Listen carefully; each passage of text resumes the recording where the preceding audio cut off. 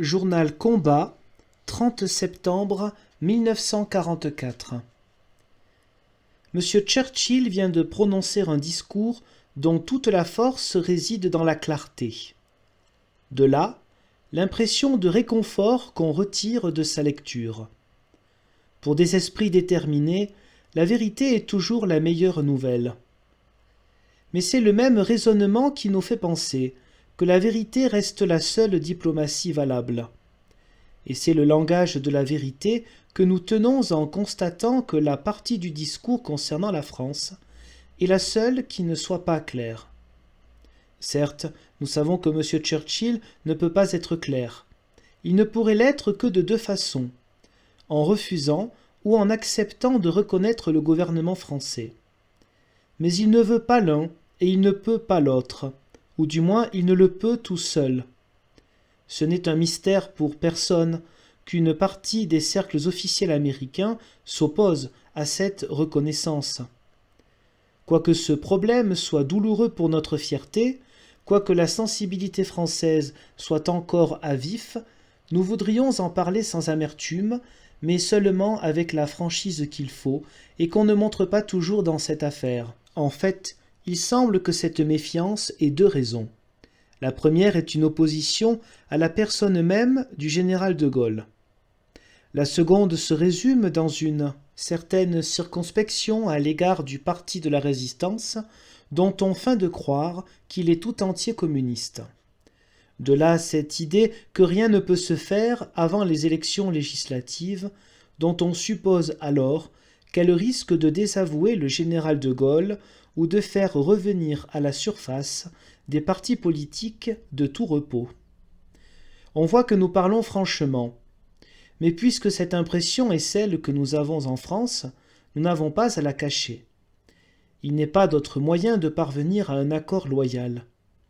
Ayant donc reconnu franchement la méfiance qu'on nous oppose, il faut bien que nous énoncions franchement notre réponse. La voici. La France, aujourd'hui, forme un tout. Elle a ses questions intérieures à régler qui ne regardent qu'elle et dont elle sortira plus grande si elle sait les mener avec la lucidité qui convient. Ceci est notre affaire et nous y pensons. Mais, pour tous les problèmes extérieurs, elle forme un tout. Et il faut le prendre comme un tout avec le général de Gaulle et avec les communistes. Car le général de Gaulle, les partis de la Résistance et les communistes ont scellé dans un même combat une fraternité qu'ils ne démentiront pas. Ils ne sont pas forcés d'avoir, sur toute chose, toujours les mêmes idées. Nous ne sommes pas forcés d'approuver sans cesse le général de Gaulle, de partager toujours les vues du Parti communiste. Il peut même arriver que, sur tel ou tel point, nous nous opposions fortement. Mais il n'y a aujourd'hui qu'une France, qui est celle de l'espoir et du danger. Ceux qui ont espéré ensemble, souffert, succombé et triomphé ensemble, ne peuvent pas se laisser désunir par la simple méfiance que tel ou tel cercle étranger peut nourrir à l'égard de tel ou tel des partis français. Il faut que nos alliés comprennent cela et choisissent de reconnaître la France ou rien. Reporter cette reconnaissance à des élections législatives qui ne peuvent avoir lieu avant la fin de la guerre, cela n'est ni généreux ni raisonnable. Si nos amis américains désirent une France unie et forte, ce n'est pas un bon moyen d'y contribuer que de la diviser par l'extérieur. Nous savons bien qu'on dit que, depuis 5 ans, le peuple n'a pas parlé et qu'il convient de l'entendre. Ce n'est pas à nous qu'on l'apprendra. C'est pour que la parole lui soit rendue que nous nous sommes levés. Mais en vérité, le peuple vient de parler. Il a parlé par ses fusils et ses grenades, dressés sur toutes les barricades.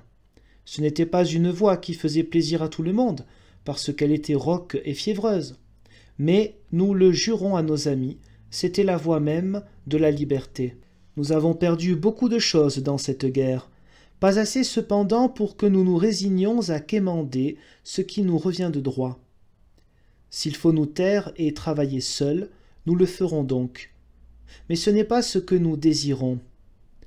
Nous désirons pouvoir aimer librement nos amis et faire la preuve que notre gratitude n'a pas d'amertume. Nous croyons ainsi que nous ne demandons pas grand-chose. Et si cela même ne paraît pas encore convaincant, alors qu'on nous facilite au moins cette tâche difficile qui est la nôtre, en considération de toute une histoire où nous avons appris à un monde ignorant le nom même de la liberté.